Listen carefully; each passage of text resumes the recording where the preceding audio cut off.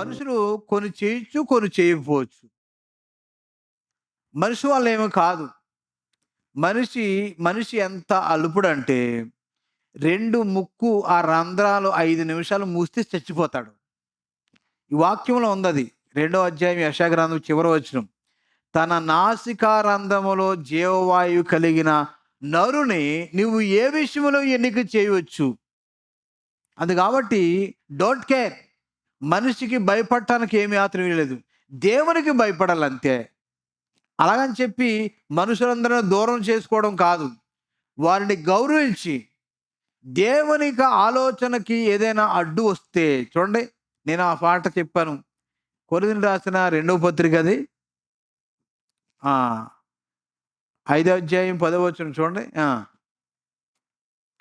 మేము వితర్కములను దేవుని గూర్చిన జ్ఞానమును అడ్డగించు ప్రతి ఆలోచనను పడద్రోసి, నీకు అర్థమైందా? మనకు వచ్చే ఆలోచనలన్నీ ఆలోచన రాకపోతే మనిషి కాదు. ఆలోచన ఉండాలి. కానీ దేవుని జ్ఞానమును అడ్డగిస్తుందా? దేవుని మహిమను అడ్డగిస్తుందా? మీకు అర్థమైందా? మనకు వచ్చిన ఆలోచన మంచిదో కాదో ఆలోచన చేసే ముందు ఈ ఆలోచన దేవుని దగ్గరికి తీసుకెళ్తే దేవుడు ఏమంటాడు? దీన్ని స్కానింగ్ కొన్నిసార్లు మనము స్కానింగ్ చేస్తేనే తప్ప లోపల అవయవాలు తీరు ఎలా ఉందో తెలియదు. మనకొచ్చిన ఆలోచనలు మంచిదో కాదో అని అంటే మనుషులు చెప్పకూడదు, దేవునికి చెప్పాలి. దేవునికి స్తోత్రం. కాబట్టి అందుకనే ఈ మాట పౌలు అన్నాడు, మేము వితర్కములను దేవుని గురించిన జ్ఞానమును అడ్డగించు ప్రతి ఆలోచన.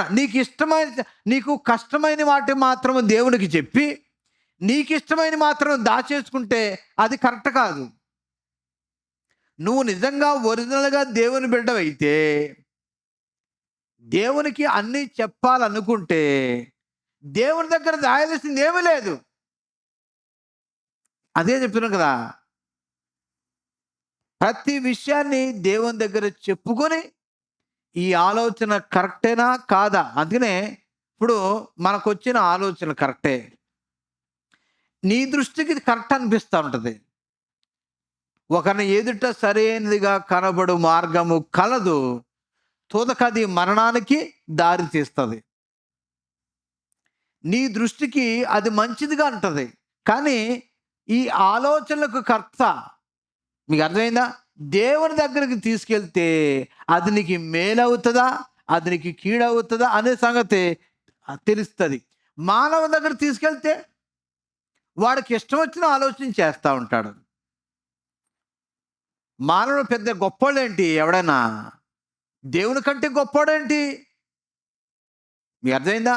మన ప్రతి ఆలోచన దేవునికి చెప్పాలి.